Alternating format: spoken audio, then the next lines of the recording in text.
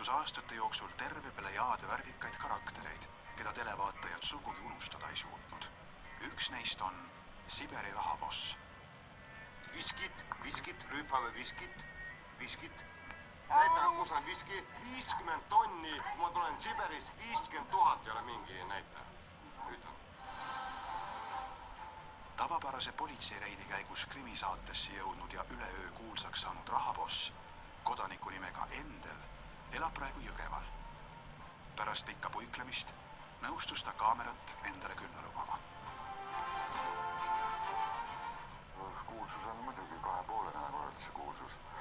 Seal lihtsalt, mina sattusin lihtsalt valel ajal valesse kohta, kus ma teadsin, et nii väikesest lihtsalt puhkuse hetkest ja väikesest pitsist kujuneb niisugune rahvale parasjagu show välja, kes seda ette teadis.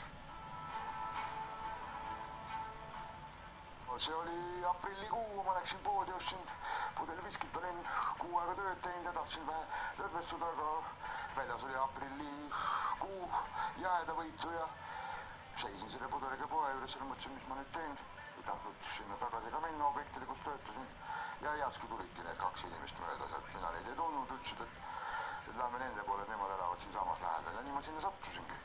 Ikkagi põhimõte, kuna Tallinn on suur linn, tunned ära, et kui tõesti läheb võtmiseks ikkagi kuskile pinna peale või kuskile hoovi ära, seepärast, et ilma Tallinnas ala lõpmata seal, kui sa jääd magama sinna tukkuma või kuskil küll varatakse dokumendid ära, rahakodid, isegi sul potased, kui on head firma potased, tõstetakse sul jalast ära, et mine või sokke väel.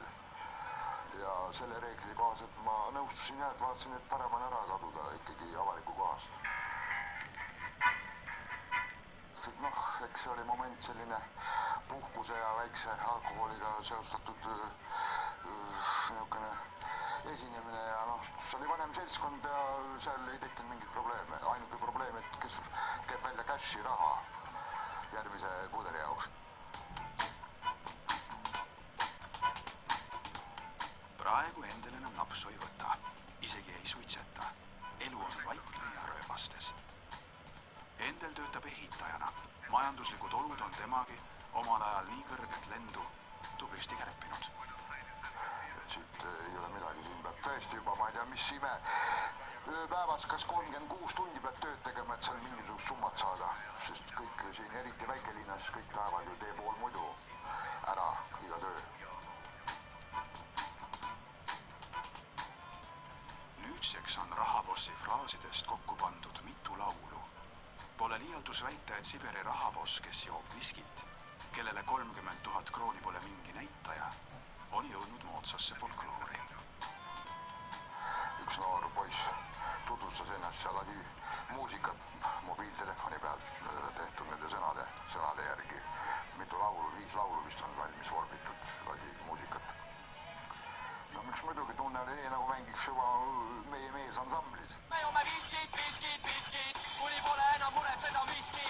Võime juua end kasti, kui siiski olen rahapoiss ja ma võtan selle riski. Me joome viskit.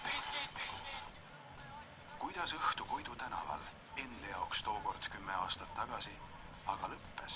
Ei viidud mind politseisse, mina lõpetasin oma selle Thompsoni viski ära ja sammusin sealt välja, sest ma olin jalge peal käiv inimene, ma ei taarunud midagi ja politsei lahkus ja jättis rahule.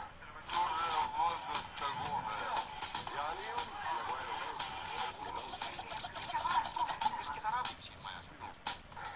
jah, kui ma käisin seal samas Komedi tänavas, kus elab mul üks sugulane, siis selgus, et see meesterahvas on surnud ja naisterahvas oli sealt ära kolinud, kuna see korter kuulus meesterahvale ja kolis ära vist õe juurde rohkem, ma ei tea neist midagi. Meediakriitikutel oli politseikroonika ja selle kunagine saatejuht üsna sageli hammaste vahel. Kui eetiline või ebaeetiline oli selliste situatsioonide näitamine, selle üle võib diskuteerida päevi, et sageli ei olegi ehe elu kuigi eetiline ega isegi esteetiline. No mis seal kahetseda pole midagi, sest oli lõpus saade ja kes siis rahval on ju seda vaja, leiba ja nalja, kus kes kui ise ei tee, kes ikka teeb. Teiste nalju vaatad samamoodi 2 suu poolega, mõtled seal tehakse. Võt nii on need asjad.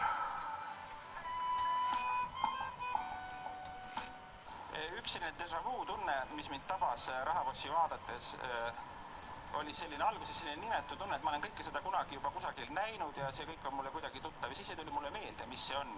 Et see on seriaal Vremja, mille tegemise juures mul oli õnn ja rõõm kaasa lüüa.